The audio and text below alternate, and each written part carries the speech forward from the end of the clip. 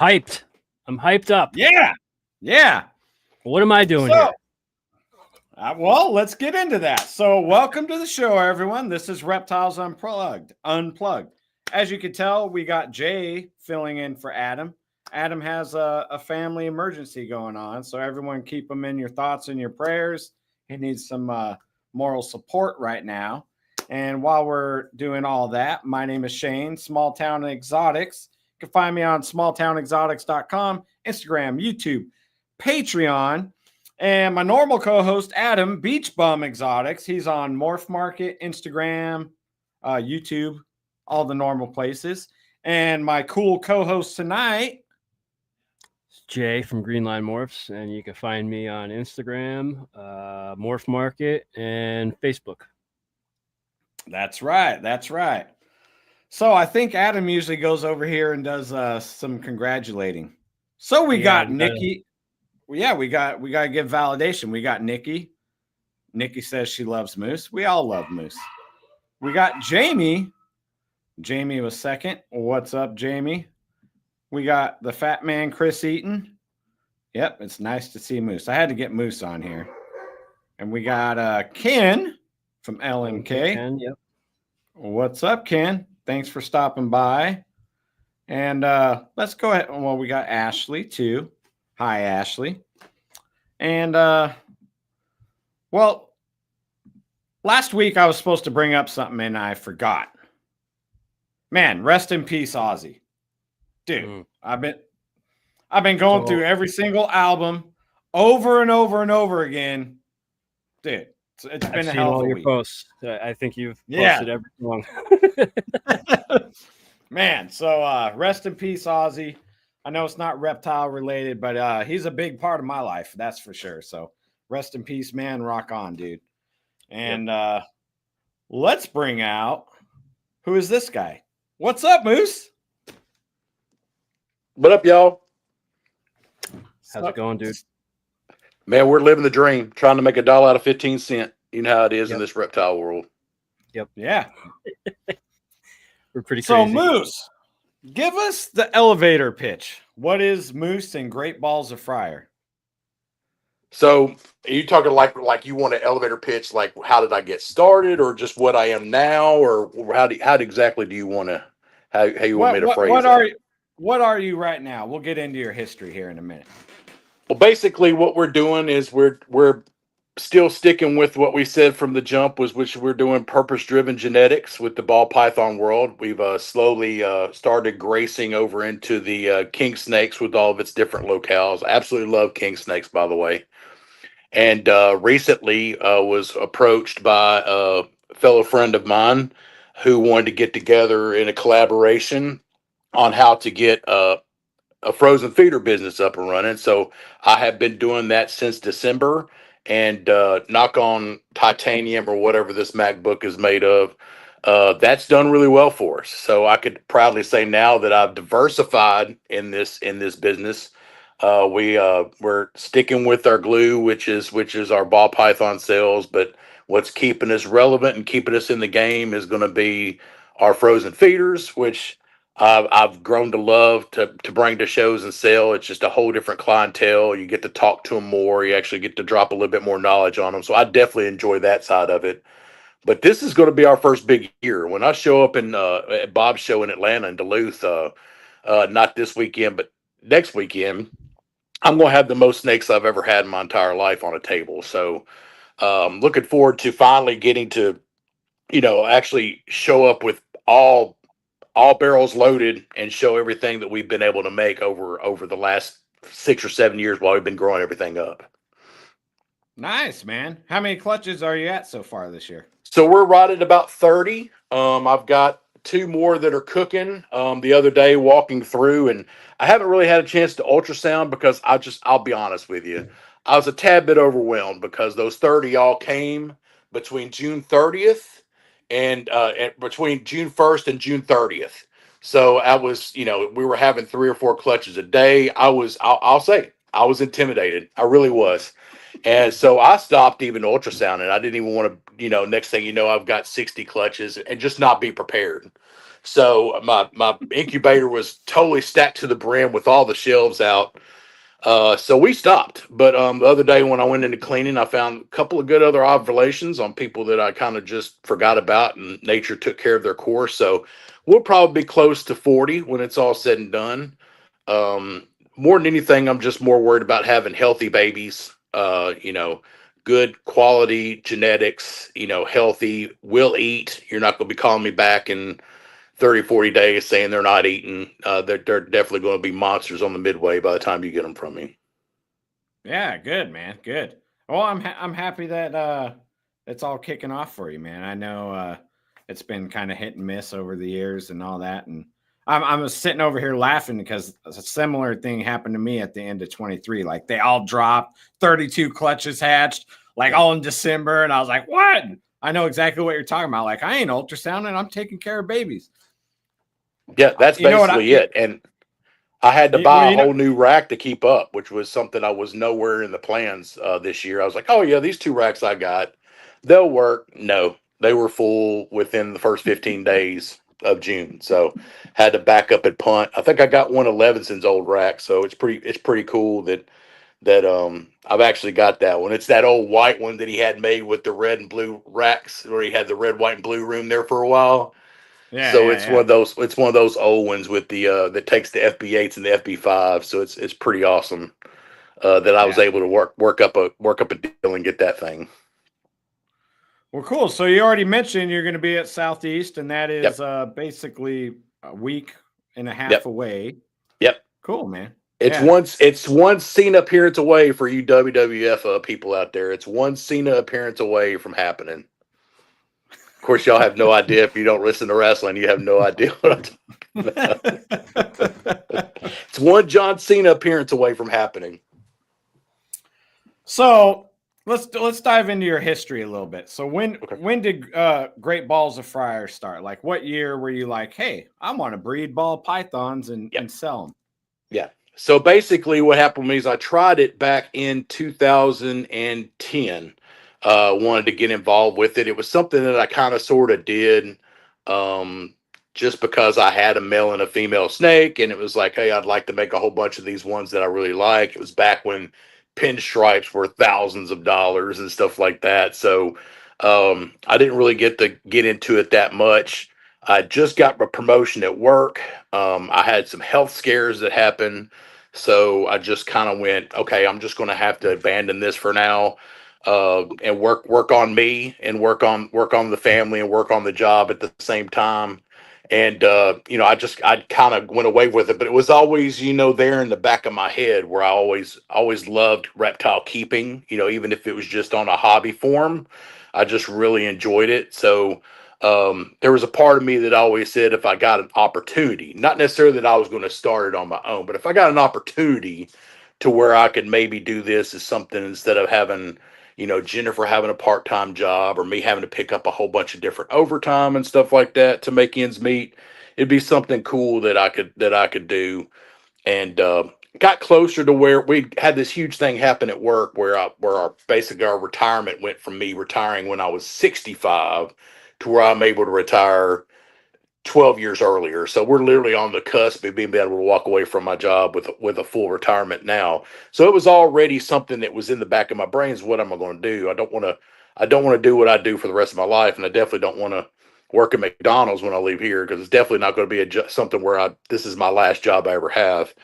So I started thinking about it, and I actually went down to one of our local pet stores, and I saw a blue-eyed Lucy, which of course to me was something that I wanted to make back when I was doing it, especially the Super Mojave version where it's got that frosted flake head on it and stuff like that.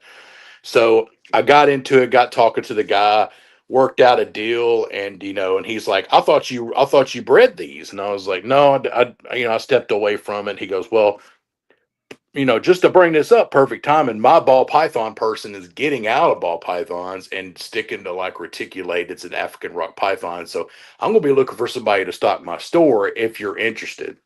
And that pretty much just lit the candle under my ass to start thinking about doing it. So We started off slow. I just kind of did the research, kind of like, like me and you talked about. We just did our research, listened to the podcast, try to get the flow of things.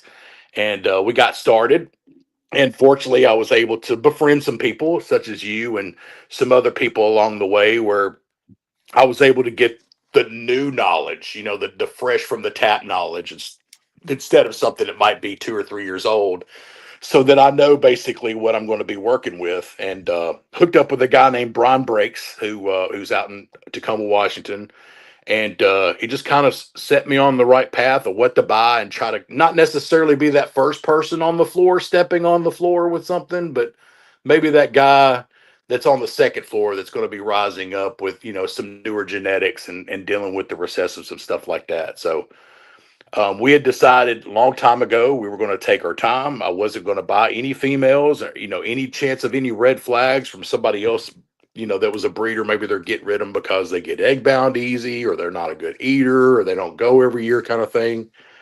So I wanted to make sure everything I got was something I had and I held in my hand, until they were ready to go. So we slow played it. We took it, and I started probably around 18 or 19 gathering together the females we were going to use, and then really hit it hard when it came COVID year, because the stock was there, the supply was there, the demand was there. So we did a lot during our COVID year to start getting ready, and was able to actually start making a few project pieces for ourselves around 21 or 22. And I think that's when we hooked up and got the chatting and stuff like that. So um, but yeah, here we are. 24 and 25 was always our year where we would go, hey, we're ready to go. We're totally loaded. Everything we got's ours. Let's get running. So, this will be our first year where I could really, show what my mind's thinking and what I want to bring to the table, as far as when you're dealing with this hobby and the different things that I want to bring and make available to other people. Well, the different things. So, what's your main projects, ball python wise? Well, of course, my main tent pole project, of course, is Redhead. That was the first thing that when I started doing research and talking to other people that had been in the hobby, the only thing that really stood out for me was the Redhead gene. I was seeing it. I was getting pictures. I got lucky enough to be part of a group where they had been working it since Nick Valdez had found it a couple of years before that. So I was able to see all these, how the head influences were working, and how how clown would look, and now all these different things for these people that were breeding and just holding things back. So I was able to see how it looked in light gene stuff, and I was able to see how it looked in dark gene stuff. And the whole big deal when you're thinking about it is, well, what's going to be good? Do I like lights or do I like darks, and do I need to concentrate on those? Well, with Redhead, either way you went, it made a great example and made a great animal. So we definitely jumped on board with that. A majority of my investment pieces did involve around Redhead, and it's going to start showing this year with a lot of the animals that we're going to have available. A lot of multi-gene hypo combos, which I believe Redhead and hypo is probably the best as far as like a single recessive into a combo. In my mind, it's the best looking animal. So we'll get to see a lot of that this year. A lot of head combo, clown stuff. I've got some clown head hypo stuff I'm hoping to make available this year.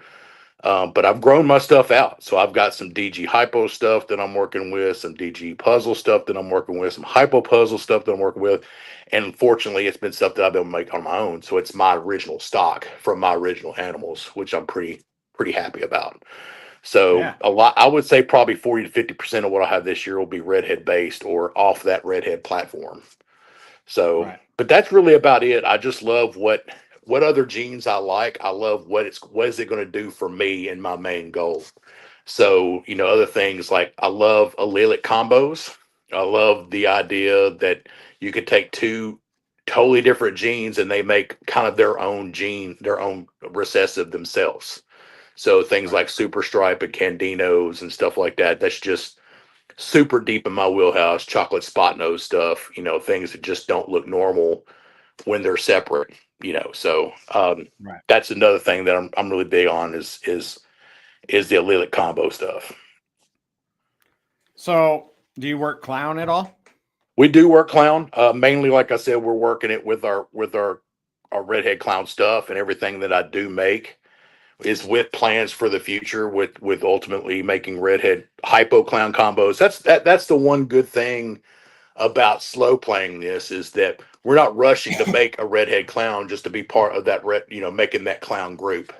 We've already got hypo on board from our main animals. That was the one good thing about it, was my stuff came with hypo already. There wasn't any hets, and I'd have to make stuff and make stuff. So we're kind of blessed with every project that I decide to make already is going to have hypo in tow, which is Right. amazing. So instead of saying, "Well, I'm going to rush to make a redhead clown," we're just going to take a little bit longer, and we're going to make redhead hypo clowns. And then the same thing with DG. Our stuff's not going to just be redhead DG; it's going to be redhead hypo DG and hypo puzzle and stuff like that. So um, that's all the plans when I make stuff with clown. Anything I make DG and then hypo puzzle wise and stuff like that, it's always with the plan of going into our original redhead stock that we've got. Yeah, that makes it fortunate since you already had hypo with it, because you can plug it into any other project that has hypo and you're like off Right. and running. Yeah. And I enjoyed So it because mainly, you buy into a project and you buy an animal, you really don't know where on the hierarchy that it is. You know what I mean? Like, what's the generation of this animal? Like, I bought this case in point stranger. Was this where was this in this hierarchy of stranger being found? And then to the animal that you got, like, how many generations? Like, is this, oh, this many generations away from the source animal, or is it how many? You don't know how many that's been made. So luckily with redhead, my main stock is really the third generation from that source animal. So I know it's nice and clean. It has been muddled up with something else that might have been in there, and redhead got pulled out of it. It came straight from a redhead to a normal to make a whatever, to the point to where there's hypo on board. So I feel like we've got a cleaner line that way, and we're making a more visibly striking redhead than normal people. So that's the one good thing that made me go the route with that, was that I've almost got straight from the tap the original example of that animal. So, and not a lot of people could say that with some of the stuff that they're working. So I was pretty proud about that. yeah, I seen you on Tommy's show talking redhead. Yeah. Yeah. They brought me on specifically for that reason. I was like, "Oh Lord, I got to act like I know what I'm doing." So, you said you recently incorporated like frozen rodents at the shows and stuff. Like, what's your show circuit like? How many shows are you doing? What area are you covering? All that. Well, we decided in December when we were going to go hard into it. I kind of went under your concept of things when it came to social media. I'm never going to say no. So if it was something where me and Jennifer can get away and go and vend, and it wasn't something that was going to take away from my job or take away from her job, and it wasn't going to just drive us badly insane, we did it. So basically, from my first day when I set up with frozen rodents in December in Nashville, I decided to find anything that was within 300 miles, so to speak. If I could set up there, I'm going to be there. Fortunately, with people like Show Me Reptiles, Mickey Meyer, and stuff like that, they don't have necessarily people that are like when you show up with rats. If there's he tries to do his best when it makes sure there's not like umpteenth amount of rat vendors, but at the same time he doesn't do exclusives, which was great for me because here I am trying to jump into this. You've got some people that's their decision. Their the only diversification that they have is that they show up and sell frozen fritters. So, it was fortunate enough for me that there was enough vendors, enough exhibitors, people that put on shows around me that were just kind of like, "Hey, come on, we like you, we like what you do, we like the networking that you do, and you're liked by other people. So yeah, come on, bring them on and set them up." So if there was ever an opportunity for me to go, I went. Basically, from that all the way through January, all through July, even if it was just a little 1 day show, 2 hours down the road, we went. And if we didn't sell anything, we didn't sell anything. So, but we got the word out there. I let people know that We might just be in Nashville. Might not ever be set up to be able to do nationwide shipping, but we always are going to be doing these shows in these areas. And if you need to meet up with us, you need to meet up with us.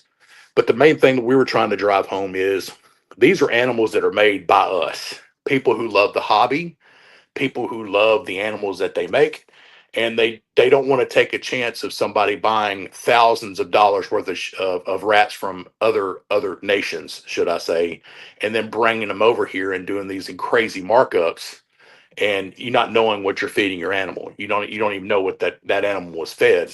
What we wanted to do is sit down and say, hey, look, this is where we make them. This is the food we feed them. This is the bedding that they sleep on and live on, and this is the water that we feed them. It's kind of like we're throwing the veils back and open the curtains and being completely transparent so that you can know the type of food that you're feeding your animal, because ultimately we love our animals, right? We want them to have the best products. If we're sitting here buying from somebody and they're just throwing cheap ass dog food into the rack with them with some dirty ass water that had never been changed, you know, that's going to incorporate to your animal. It's going to make animals not want to eat, not have that driving feeding response that you want, or maybe getting sick or getting any kind of other ailments or parasites along the way, which either get into your other animals or end up hurting that animal all on its own. So Right. when we decided to do that, we decided to be completely transparent about it. And we were also, I won't say we were undercutting, should I say, but our price point was a ton better. So it did make us compatible with the other people that were already on the market. So, it come across there at the beginning that, man, he's cheaper than everybody else. Well, I'm able to make it cheaper because ultimately I'm just feeding my animals. You're just getting my byproduct from what I'm making for my animals anyway. So I really enjoy it. That's one side of it. I mean, you could sit and talk snakes with people all day. You might sell a snake to somebody one time, but they're going to come back and buy food from you for the life of that animal. So I enjoy the interaction and the networking that I get with that side of things than I have with anything else with this hobby. What shows are doing better for you on the rodents? Like the 1 day little shows or like the 2 day show me show type show? Like, or is it more like by area or Yeah. what's your thoughts on that so far? Well, the main thing, the goal that we had was just cover for us to be there. You know what I mean? If it's going to cost us $150 for this table and it's going to cost us $60 to drive and gas down there, and if it's a 2 day, we're going to stay for $100 at a hotel overnight, just cover that for us. Make us be there and be relevant. It's harder to set up at a show with snakes and go blank, which we all know we've done before. We've shown up, paid all this money to show up at a show and not one damn snake sale. You know what I mean? Right. So, you know, I wanted to eliminate that. So I had said from the beginning when I talked to Zach Melton, who's one of my other partners, and Joe Kebb, up that both of them are up in Indiana, Dragon Balls and Nicodemus Feeders is basically what his name is, but Zach Melton Reptiles. So, the main thing I was like, my goal is just, make it zero. Make it know where when I show up at a show that if I sell a snake, that's green ass money for me, to do whatever I need to do, either put back into my other projects, pay myself back from all the investments that I've made or whatever. And we weren't getting that before we got into thinking about doing frozen feeders and stuff like that. We weren't getting that. And I wasn't going to be that guy that starts showing up with fucking 3D printed fucking animals and having them all around my tables. And, and then slowly your 8 racks of snakes shows into one. And all you got is Pikachu fucking keychains that you made off your 3D printer just to make yourself relevant to show up to a show. I wasn't going to do that. I wasn't going to do that at all. So, like I said, I was fortunate enough to have that conversation with Zach and Joe at the SERE in Duluth last year, and we just kind of took off from there. So, like I said, my goal has been able to be zero. I've paid to be here. Now what? And fortunately for us, it's been a little bit more than that. It's paid for what we need to do to set up, but then it's also gave us enough money to reinvest. And basically, we decided for our first year too, we're going to reinvest in everything. If I spend this much money, if I make this much money, it's going right back into buying more stock and then having it at our shows, updating our stuff. Like we moved from a cooler with dry ice at the bottom of it to a fully functioning cooler that plugs in and keeps everything cold for us. And our next step, of course, is to go with a full, a full freezer with the wheels on it and the trailer and stuff like that. But we've told ourselves that the rats are going to buy this stuff for us. We're not going to, we're not going to, like we let the snakes say, you owe us one. You know what I mean? The rats have bought everything that we've done so far, and that's been great for us. We're hoping to move over into rabbits and stuff like that here momentarily pretty soon. I'm pretty excited about that. Just talking to people there, they're like, we know I make rabbits, and I've always looked for a good avenue to be able to sell these to these. So here's your avenue right here. I'm wide enough to be a fucking road in the first place, so jump on it. Let's roll. So I'm pretty excited about the future when it comes to that.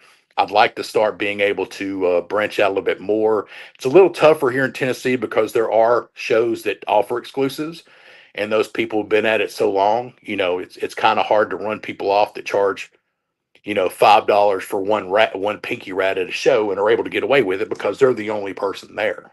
So Right. it's hard to get into those shows. But hopefully over time, with just the handshakes and the hugs and high fives that we give, that we show them that we're not afraid, we're not going away, and that we're here to offer good quality product to people that love the hobby and love their animals. So when you go to Southeast next week and you're going to have like a bazillion animals, are you still bringing rodents there? So Bob already has exclusives. We are in line to Oh, be okay. one of those people that show up for that. But as of right now, Bob has the people that are considered his frozen rat vendors. Uh, Me and Zach both have reached out and said, "Hey, we're willing to step in and make that happen whenever that happens. But at the same time, we're still here to support you. We still love you. We're going to show up with our animals regardless." Fortunately for us, especially when it comes to most of the AARPE shows with Troy and Nick Sloan, we are able to set up and sell our rodents there. So mostly the Tennessee show, no, the Tennessee show and whatever show that's going to be close will be something that I'll end up doing with Troy and Nick at the AARPE show. Zach's going to be able to hit the rest of them. You might be buying from two different company names, but ultimately it's the same product, which I'm pretty excited about too. So, and Zach does shipping. He's set up for that stuff. So it's good to know that if somebody goes, I need something in Texas, I can go, well, reach out to my boy. He can get it to you here, next week. Compared to me, it's like I'm not going to drive and meet you halfway. Yeah, If you're just wanting 3 packs of animals from me and you're in Texas, so we'll just have to wait till I'm able to jump through those government hoops and start shipping myself. right. Yeah. So you do king snakes as well, you said, right? I do. Yeah, we've got a couple of different locales. Just recently bought a trio of Florida king snakes that are like lavender mosaics, which are pretty awesome. Growing them up slow, but as we know with king snakes, they're slow. They're slow rollers. They take 3 years to be fully ready. So I've got a set of deserts that I'm working that'll be like albino, exanthic kind of thing. I've also got some Cali deserts, which I love. I love the Cali Kings. Those are probably my favorite. They're the assholes of the bunch. So I love them. And they'll be the same thing, exanthic lavender, exanthic albino, something like that. But I really do love my Florida Kings too, but it's a slow roll. It'll be a long time before I have something of my own product available, but I love them. I'll say this: if I had a Cali King before I had a ball python, we would not be great balls of fire right now. We'd be something else, kings of whatever, because I would be selling nothing but California, or nothing but king snakes because I absolutely love them. I love their attitude. I love their eating, the way they eat. There's overall they're my favorite animal. So I say ball pythons pay the bills, but my love is with the kings. Yeah, I just had my first Mexican black kings hatch, so that's cool. I've got one of Yeah, those. I've got one of yours. So I love her. She's insane. She's turning like grape Kool-Aid color, which I love. Like that really. It's dark, but it's not at the same time. You kind of can still see a little bit of color in there. yeah. It's weird when they're born. They got a little bit of white on their Yeah, sides, but yeah, so it's cool. They're not as black as like my adults are, But yeah, yeah. man, I like my kings a lot too. they're fun. They're they're totally different than a ball python. So Yeah, it's just and they're great to have around if you're a ball python breeder as well. For those times when they come in really handy. So that good old circle of life. It's good to have yeah, kings around for stuff like that anyway. yeah. So what's your show circuit looking like for the rest of the year? Are you doing a So bunch? How many yeah, you got so on the board?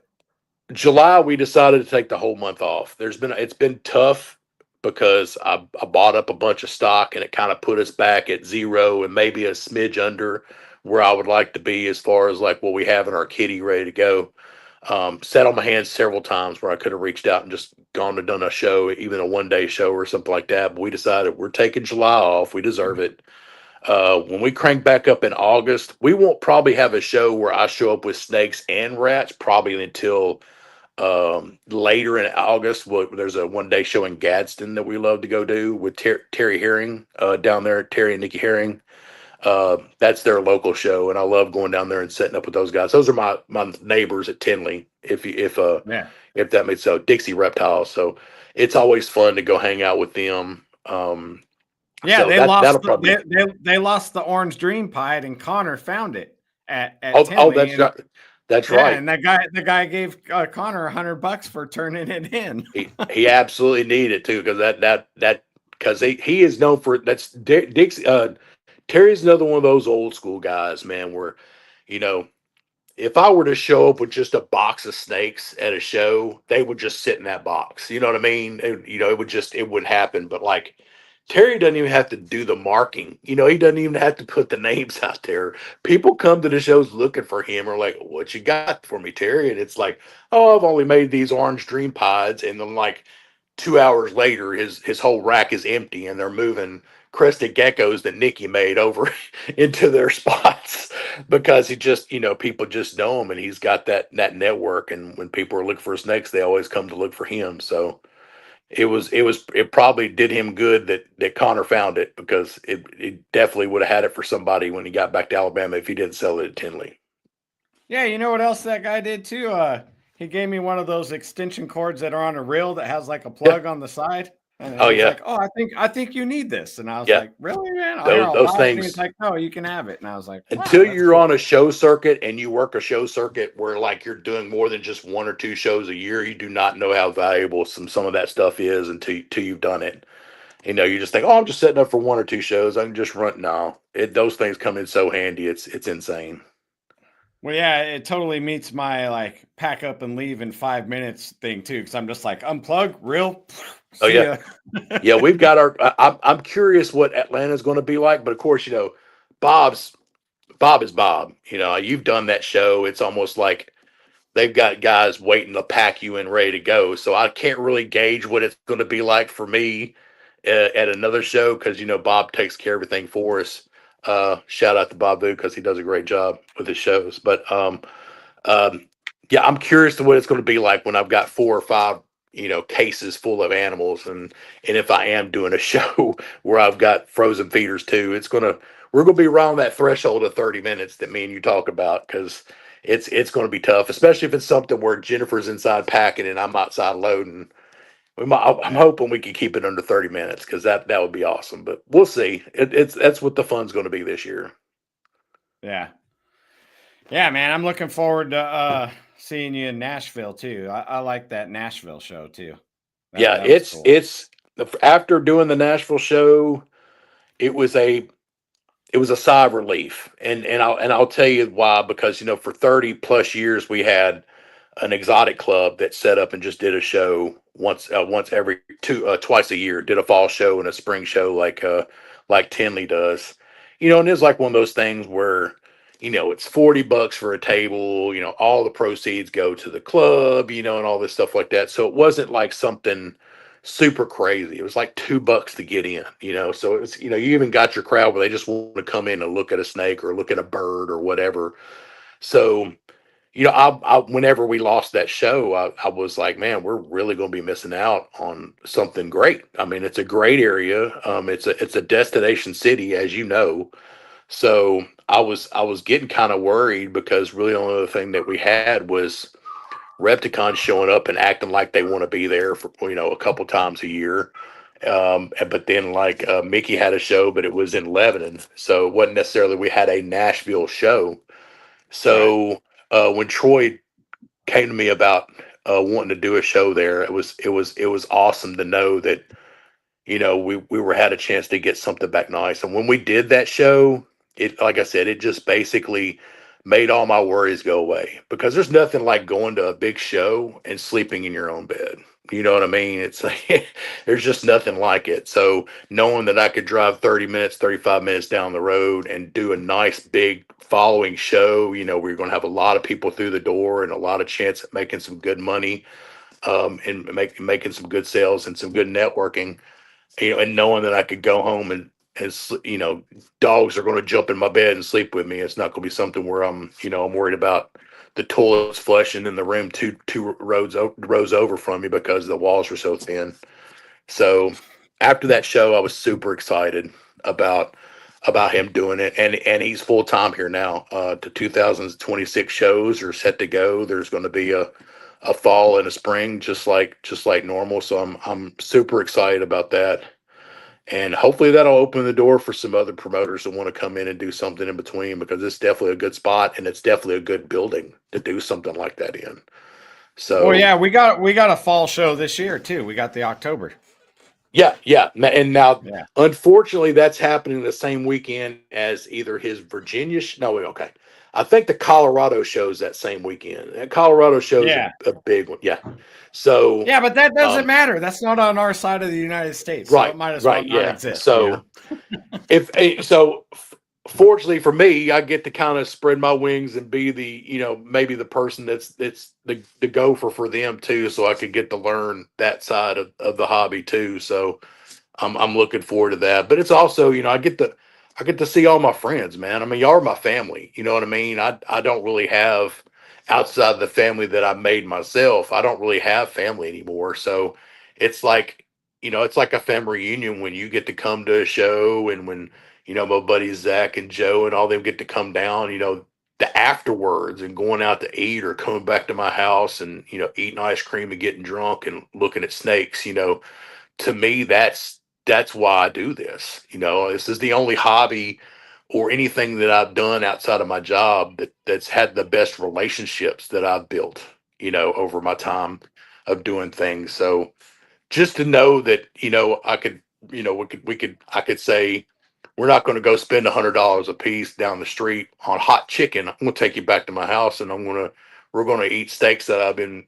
smoking for the last 12 hours on my grill. So Right. I'm just happy to know that's something that we're going to get back. So, and it can only grow from here. So I'm looking forward to it. Yeah, me too. I really like when I first moved to Tennessee, there wasn't like a big show real close, and then Yeah. now we got a bunch. So Yeah. Yeah. so There it was worked out always good. that. Yeah. There was always that creep, and I bash Recticon. I'm sorry. I don't mean to do that. I don't mean that in a bad way whatsoever. They're horrible in Tennessee. But they do well in Georgia. So, it was always, we could sneak off and go see some of these Florida boys that come up for that Georgia show, or whatever. So whenever Bob started, and there was Reptilian Nation, which kind of did well, and I think it on its own level still kind of does well. But thankfully Bob just kind of, the year that they weren't going to have it, just kind of said, well, you know what, it's kind of like did the Thanos thing. Fine, I'll just do it myself. You know, and started coming up with the show. So yeah, it's grown up a lot. The Show Me circuit does really well about being Knoxville, having their show in Knoxville. They just recently started going back to Memphis, which I enjoy because what family I do have, distant cousins, they're there. So I get to go see them and stuff like that. And so, they serve the purpose. We also, Mayo's Morph has a show that they do one day and 2 day shows. They're up in Kentucky. They're really good. So, I could stick to just being local on the frozen feeder side of things and probably do really well. But I can't sit on my hands too long. I've got to say what's next when it comes to situations. And I'd love to be able to come to a Tinley, or to love to be able to go to a Bob show and be able to do a full setup with everything I offer. But that time will come. Right, and we'll just make sure we've got the best of whatever we got when we show up, no matter what. Yeah, yeah. Let's shift gears for a minute. So, out of all these snakes that you're hatching this year, like what are you looking forward to the most? It's weird because I'm so simple when it comes to stuff. Now I've made some nice stuff. Made some redhead clowns that are head hypo, which is what I was hoping. I was shooting for a hypo clown, but you just wasn't in the cards. We didn't have a lot of luck with that. There were some head to head pairings on things. It was a double head hypo clown to a clown head hypo, so I knew the shots would be astronomical to hit a double visual. But nonetheless, I hit two, so and they're both female. So there goes the idea: do I keep them or try again next year? That thought of that, but honestly, it's the simple stuff. I think the funnest thing that I made this year is a super stripe redhead combo, which was Leo spot nose super stripe redhead, and it just came out absolutely insane. Like when I saw it, it made me second guess what the pairing was because it came out such this flat like amber orange look. I was like, what else could be in here? Did I mix up and put a Hio D girl boy in here or what? What's the deal? Because we do work Hio D too, but then the other stuff started coming out, so I knew it wasn't. But I think that was probably the biggest surprise for me is just to see how well the single gene reaction with redhead to me it's still I'm a simple meat and potatoes kind of guy, so it could have been a multi gene redhead hypo clown heck DG whatever, which would be astronomically well for either my project or to sell. But seeing a redhead Coyote hypo or a redhead butter hypo, especially now that we've proved butter and lesser aren't the same, you get to see an actual good copy of butter and what it's doing in redhead. It's just, to me, it's just amazing what I've made this year and to be able to see it. So it's kind of tough for me to pick out something, but I would have to say super stripe stuff to me was the most exciting stuff that I would hatch this year. Yeah, right on, right on. Yeah, I like how you're like working it in steps. I'm kind of doing that with shrapnel too. I didn't want to throw it into like too much at once Yeah. because I won't know how to ID it. Right. Well, yeah, you don't want to be known for something and all of a sudden somebody comes to you with something and all of a sudden you're like, damned if I know. You know what I mean? So, Yeah.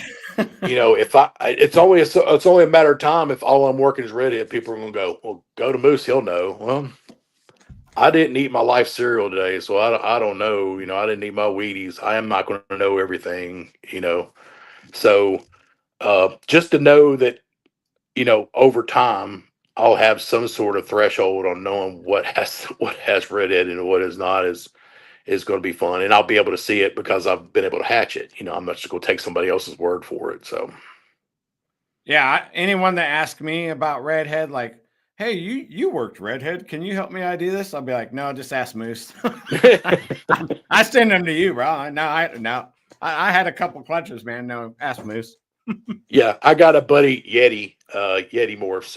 He when he's coming.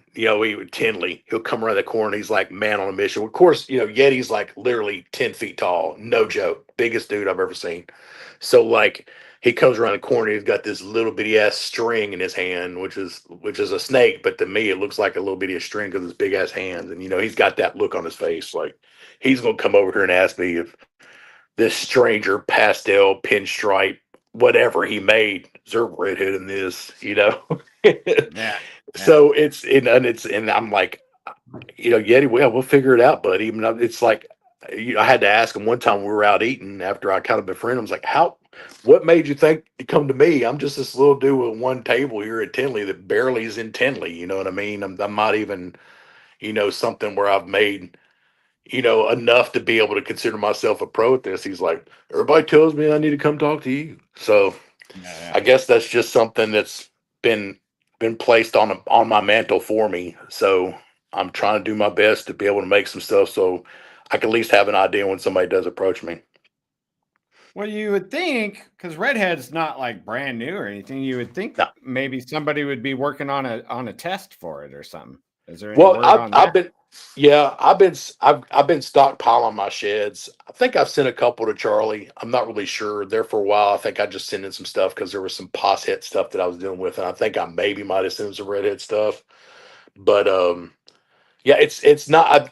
I think there's still so much out there that people want to have that it's not like people are like jumping on making a redhead thing because honestly, if you sit back and think about it, unless you've got a ton of stuff in it, you could kind of figure it out if you look at it over time, especially if you're looking at other people's stuff that they've made. Yeah. You can see where there's a difference with redhead and when there's not. So Right. Yeah. Yeah, I agree. But it's still handy to have a test just to yeah, verify. absolutely. Yeah, absolutely. Yeah, there's a couple. I think I found out that my butter's got Huffman in it too, so it's something that I've got to deal with because I think I've made some redhead Huffman hypo stuff, or I've made some redhead butter Huffman stuff that I got to try to figure out. So yeah, it'd be nice if I know I could go. Is it got redhead or not? Because if it don't, it's got butter and Huffman in it, Right. Or Right. is this got redhead in it? Or if not, it's Huffman, So because they're kind of close, they're both granite genes anyway. So Yeah, but Huffman's in the 8-ball complex though, right? it is along with black pastel and stuff. And sometimes you could catch a really good copy of a hypo black pastel. Even furrow, sometimes you have some furrow hypo stuff pop up.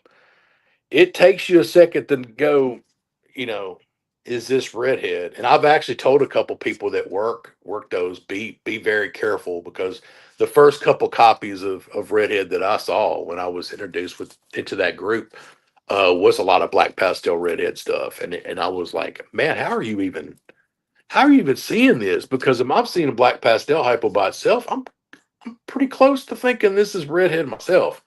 And I actually got a furrow mixed up, furrow baby mixed up, just trying to show the difference to one person. I actually got a furrow baby mixed up in my group going, well, hell, I can't really tell which one's furrow and which one's not in this group of 8. But once you were able to find out where that was and you went 1-to-1 on them, you could start to see it. But if you looked at them in that group, it was hard to tell which Right. one was furrow and which one was redhead. So they're pretty close. And I've told a few people you might want to still clear and make those 2 separate projects, because the last thing you want to do is wake me up at 3 o'clock in the morning with these babies that you found and say help me, because I'm probably not going to be able to.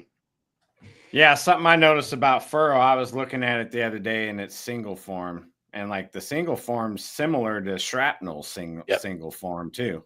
And Yep. I was like, man, maybe those 2 projects should be, like you said, like kept apart. I know they Yep. combo out different, but Yeah. like how do you know what's what when you start banging everything together, Yeah.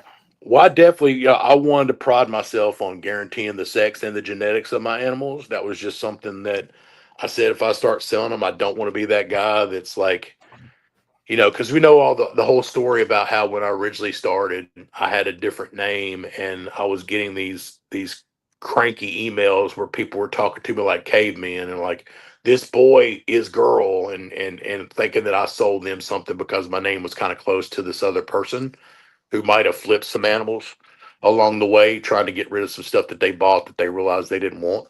So, so yeah, I didn't want to be that person. So I always told myself I was going, thanks for the show, by the way. That's pretty awesome. That's you doing it. I didn't do that. I didn't mean to do it if I did. So, It's your Mac camera. I want to be able Mac to. camera does it. Oh, okay. Well, thanks, Mac. I didn't even know it does. You've been giving thumbs up the whole show too. Yeah, right. So little thumbs doing up that? float around. Yeah. Oh, hey. What if I did? What's that one? Sorry, what's Don't that do one? that one. Oh, come on. I just wanted to see if it worked. What about, is it going to put some T up if I put some fingers up? No, just do it again. Yeah, there we go. Oh, that's too much fun, man. I shouldn't have known that happens. So anyway, yeah, we wanted to jump from the beginning and say that we wanted to get, and so when we're having these babies, I don't want to sit here and say, oh yeah, this is redhead, and then 2-3 years from now, you're telling me it's not, and so I want you to be able to feel comfortable when you buy from me that you're getting what you're getting, and I'm not 2 years from now be going, well, I always said that It could be, it could be not. I want to be that person that you're guaranteeing to get what you get from me. Right. Right. Yeah, it helps out, man. And I think you're doing it the right way by like easing into it and Yeah, comboing it up yourself and hatching them out.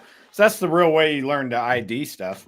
yeah. That's what I try to tell people that like they send me pictures of like genetics I've never worked with. Like, do you think this has that? And I'm like, I don't If I know. know, Like, Uh, yeah, I've never hatched anything in that project. That's how right, I learned is hatching right, them exactly. myself, you know? Yeah, I get stranger stuff. I automatically am like, yeah, you need to holler at Mike Kano with Fable Creations because I cannot help you with that. Right. So do you want Redhead? I'll definitely give you my personal opinion, but everything else, let's just chalk this up me still being a newbie. Well, So me personally, I still don't even have strangers. So there you go. So I hit up Mike Kano for some high OD help because that high OD I got from you, that was actually from him. yeah, I hatched babies, and I'm like, I've never worked Orange Dream. That's never yeah, been in my wheelhouse. I'm like, right, I don't know. exactly. These ones are bright though. I think they have it. You know. Yeah, yeah. I've got some Redhead high OD stuff that I'm looking forward. We're IDing everything this weekend. All the animals that we're going to take with us to Atlanta just to make sure we're 100%. And I'm pretty stoked about seeing what that Redhead high OD stuff, especially with them having some food in their bodies, how much better they look. But my blackhead ended up having red gene and ringer gene in it too. So I've got a bunch of redhead, black head, red gene, ringer gene, hypo stuff too. So Yeah. it's probably gonna take a lot of Jack Daniels and Kleenex because there's probably there I'm gonna need one to get drunk over this or I'm gonna cry about it. So Well, that's a good parlay. So we're both going to be at Southeast next weekend. mhm. What kind of animals are you bringing? Like, shout yourself out. Tell people what you're So bringing. I should have a little bit. I don't know if I'm going to just keep everything for the sake of doing it, but I should have some turbo stuff that's growing up that's going to be double het hypo clown. Um, lucky my wife's not here. She would tell you how she feels about turbo. But I was going to bring it up, but I thought, no, I'll leave that for behind closed doors. but uh but yeah, so I should have some turbo stuff. I'm still kind of being, it kind of phased out. It was one that was there for a while, and I even got to be part of a turbo group, and thank God that it's still existing because there's been a couple of times that I need to look at something and I'm like, I don't know if it's there or not.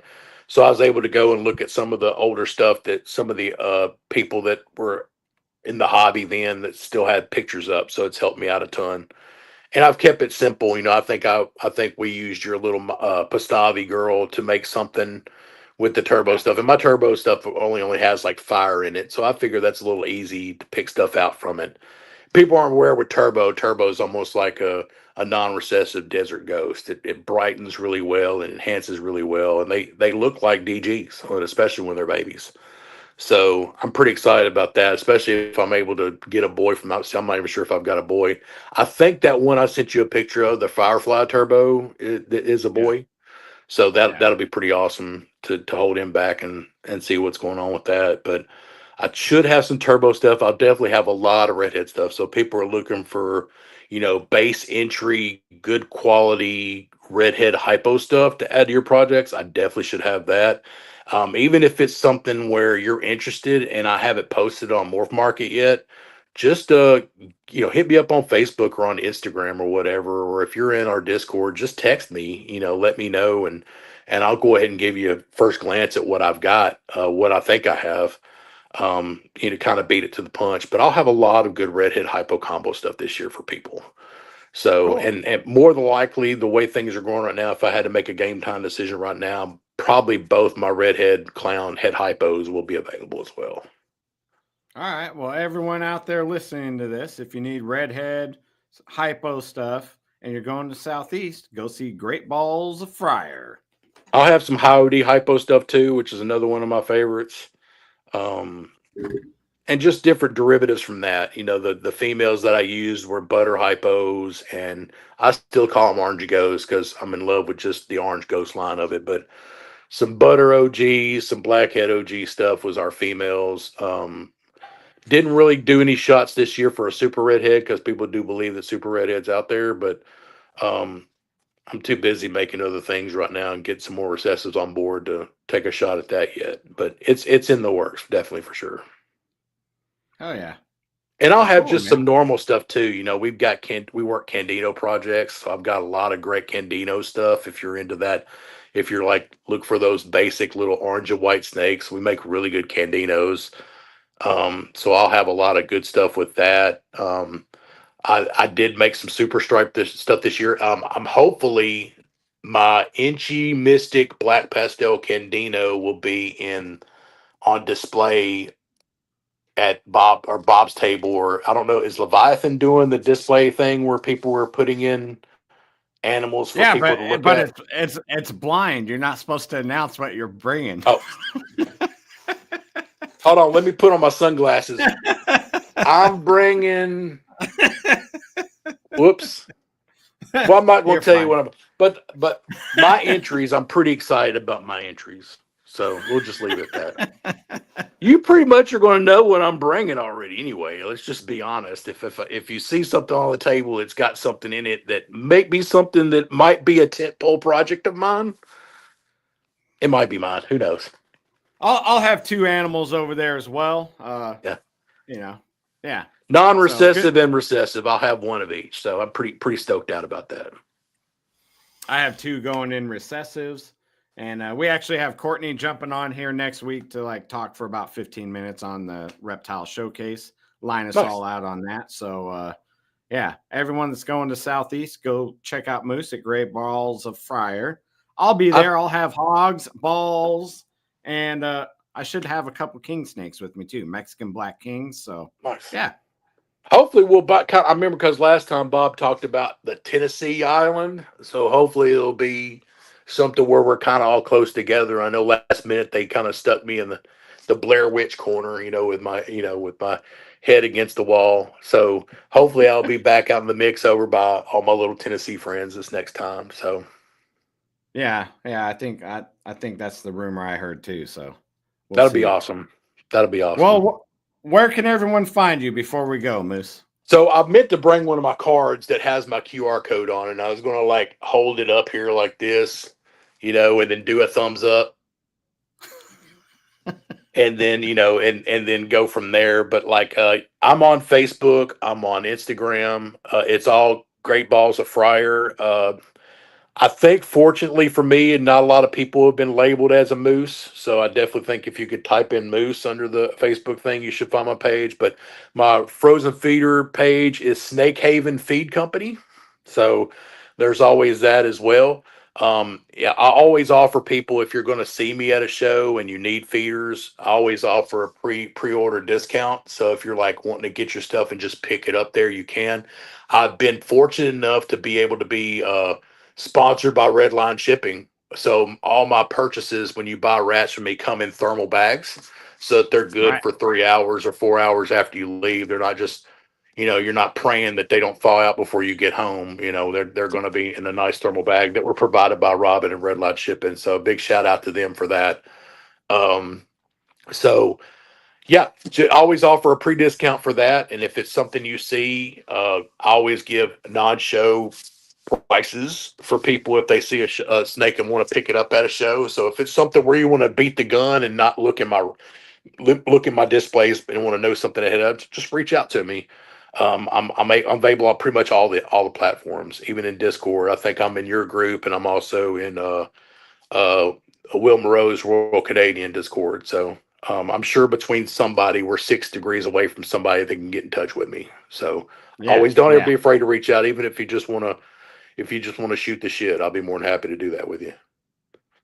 Well, hell yeah. Thank you for coming on. Jay, did you have any like final questions for Moose? No, you guys pretty much covered everything. I just sat here and listened.